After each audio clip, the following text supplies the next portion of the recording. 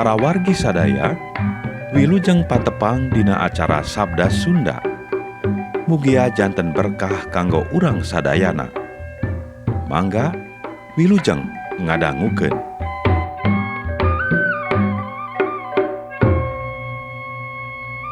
Injil Yesus Kristus numutkeun Santo Lukas.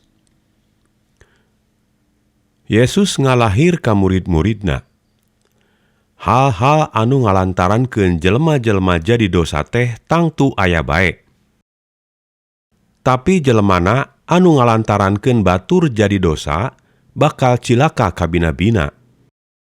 Leuwih hade beheungna dibangbaluhan ku batu tuluy alungkeun ka laut. Tibatan matak nyasarkeun ka salah saurang ti ieu kaum anu lemah. Kusabab kitu, maraneh sing ati-ati kana pilampaheun. Lamun aya dulur migawe dosa, kudu dielingan. Lamun tobat, kudu dihampura. Upama ngadosana ka maraneh 7 kali dina sapoe, sarta saban tas kitu terus datang nyebutkeun, kuring menta hampura, kudu dihampura. Rasul-rasul mihatur ka Yesus, Gusti, kiatkeun kapercayaan abdi-abdi. Waler Gusti, lamun maraneh boga kapercayaan sagede siki sasawi bae, maraneh bisa nitah ieu tangkal bebesaran, gera nyabut maneh katut akar, tuluy melak maneh di laut. Tangtu eta parentah diturut. Upama maraneh boga badega anu keur ngawuluku di sawah, atawa keur ngangon domba. Sanggeus datang ti tegal, naharek disina buru-buru dahar. Tangtu moal, malah diparentah deui, sadiakeun dahareun kami. Salin heula terus tungguan kami dahar nginum. Kakara maneh meunang dahar. Badega mah teu kudu dinuhunkeun, pedah nurut kana parentah lain. Maraneh oge ari ngalakonan parentah teh kudu ngarumasakeun kieu. Kuring mah badega biasa. Digawe teh ngalakonan kawajiban.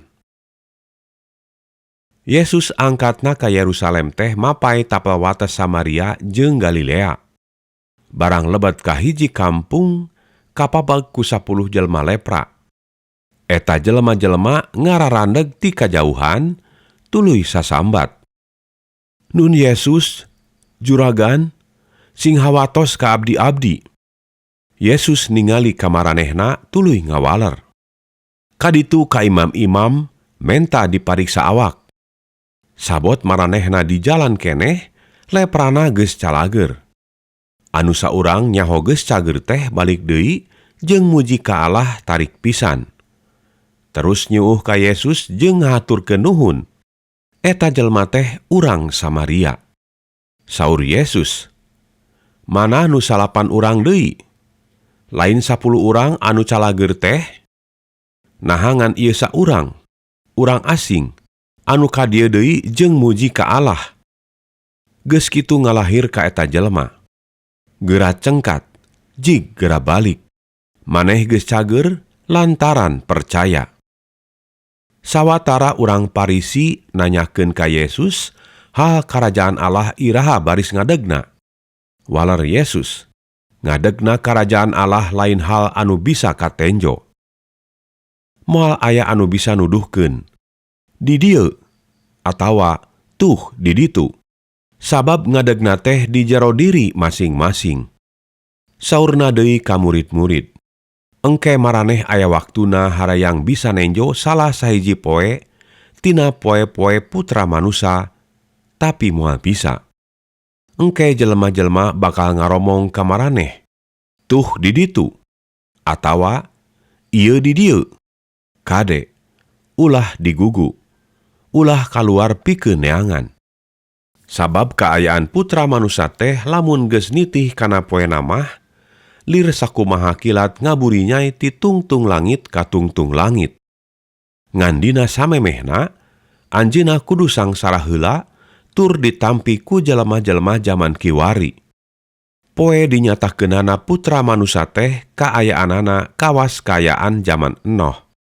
Jelema-jelema harita gawena ngandahar, nginum, kawin, nepi kapoean Noh asup kana kapal. Caah datang, jelma-jelma kabeh dibasmi. Jeung kawas kaayaan dina zaman elut, jelma-jelma gawenangan dahar, nginum, jual beli, pepelakan, jeung nyarieun imah.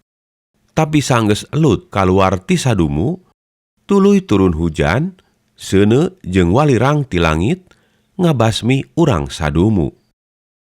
Nya kawas kitu engke jadina, dina poean dinyatakeunana Putra Manusa teh. Dina poe eta, jelma anu keur aya di suhunan imah, ulah turun nyokotan heula babandaan ka jero imah. Nya kitu keneh anu keur aya di tegal, ulah balik heula ka imah. Sing inget, kumaha kajadina pamajikan elut. Sing saha anu nyoba nyalametkeun hirupna, hirupna bakal leungit. Tapi sing saha anu kaleungitan hirupna, bakal dirahayukeun. Sing percaya, dina peuting eta dua jelma anu keur sare saranjang, nu saurang bakal dicokot, nu saurang ditinggalkeun. Dua awewe nu keur ngagiling gandum, saurang bakal dicokot, saurang ditinggalkeun. Dua jelma nu keur digarawe di kebon, nu saurang bakal dicandak, nu saurang deui ditinggalkeun.